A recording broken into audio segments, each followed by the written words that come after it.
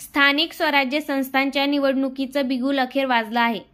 4 नोव्हेंबरला राज्य निवडणूक आयोगाने पत्रकार परिषद घेऊन नगरपंचायत आणि नगर परिषद निवडणुकीची घोषणा केली। या घोषणेनुसार आता राज्यात एकूण 246 नगरपरिषदा आणि 42 नगरपंचायतीसाठी निवडणूक होणार आहे। यात 15 नव्या नगरपंचायती आहेत।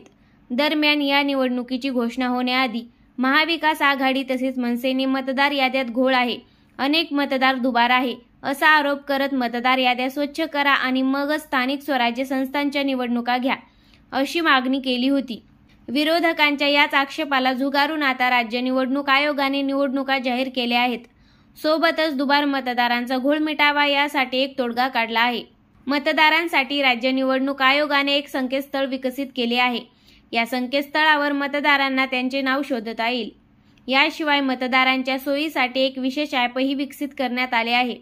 या मोबाईल ॲपच्या मदतीने मतदारांना त्यांचे मतदार यादीतील नाव शोधता येईल। सोबतच त्यांच्या मतदान केंद्राचाही शोध घेता येईल। उमेदवार कोण आहे, त्यांच्या विरोधात किती गुन्हे दाखल आहेत याचाही शोध मतदारांना घेता येईल अशी माहिती राज्य निवडणूक आयोगाने सांगितली आहे। तसेच मतदार याद्यातील संभाव्य दुबार नावाचीही राज्य निवडणूक आयोगाने पूर्ण दक्षता घेतली आहे।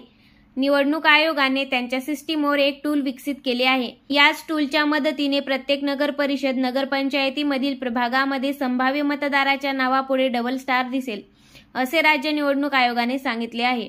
जिथे जिथे मतदाराच्या नावापुढे डबल स्टार आलेले आहेत तिथे तिथे संबंधित अधिकारी प्रभागामध्ये मतदान केंद्रामध्ये तो मतदार कुठे मतदान करेल याची माहिती घेईल।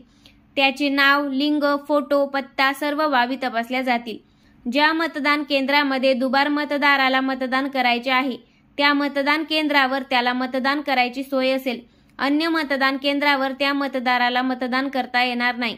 ज्या मतदाराच्या नावापुढे डबल स्टार आलेले आहे आणि त्याने काहीही प्रतिसाद दिला नाही तर सर्व मतदान केंद्रावर त्याच्या नावापुढे डबल स्टार दाखवले जाईल। असा मतदार मतदान केंद्रावर आल्यानंतर त्याच्याकडून प्रतिज्ञापत्र लिहून घेतले जाईल।